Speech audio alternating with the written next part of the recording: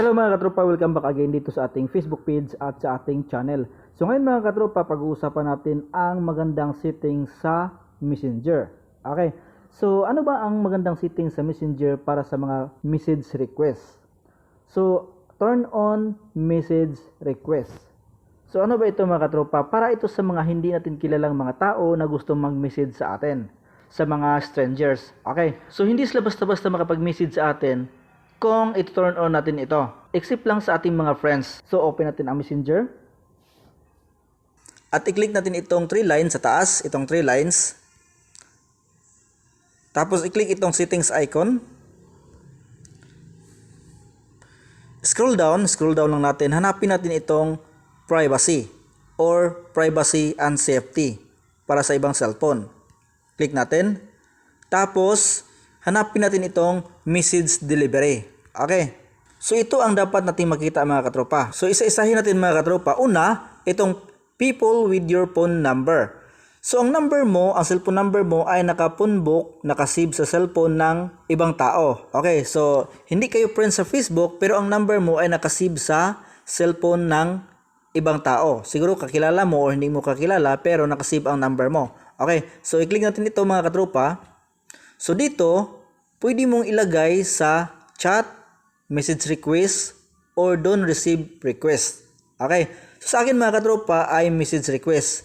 So kapag nag-message siya sa akin, ay pwede kong basahin muna ang kanyang message dito sa message request. At hindi niya alam na binasa ko na hanggang hindi ako nag-reply. So pwede kong i-ignore or pwede kung replyan. So depende na sa inyo mga katropa kung message request or hindi talaga kayo makareceive ng mga message galing sa mga taong nakapunbok ang inyong cellphone number.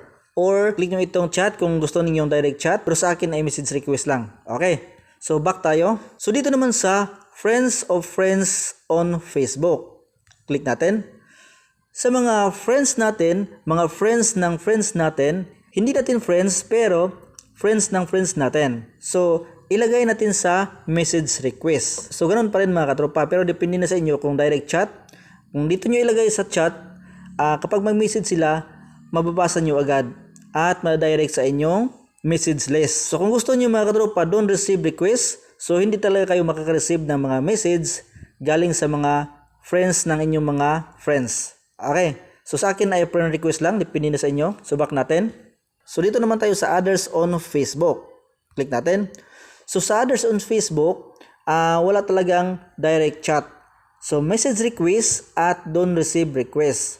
Okay, so sa akin ay message request. So sa mga hindi natin kilala sa Facebook, kung gusto silang mag-message sa atin ay dadaan mo na siya sa message request. Or kung gusto niyo, don't receive request, so hindi talaga kayo makaka-receive ng mga message galing sa mga strangers or mga taong hindi nyo kilala sa Facebook. So sa akin ay message request lang. So merong shortcut ito mga katropa sa message delivery. Okay, so back natin. So ngayon, balikan natin itong 3 lines sa taas, 3 lines. At i-click natin itong message request. Ito mga katropa, message request. So dito natin makikita mga katropa ang direct na settings sa sinitap natin kanina. Okay, so dito natin makikita sa decide who can message you. Itong kulay blue.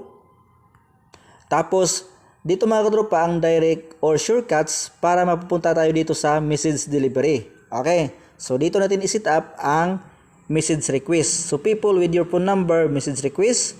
Friends of friends on Facebook, message request. Others on Facebook, itong mga strangers or hindi natin kilala sa mga Facebook. So message request pa rin. So hindi siya madadirect dito mga katropa. Dadaan mo na siya dito sa message request. At dito natin basahin ang kanyang message.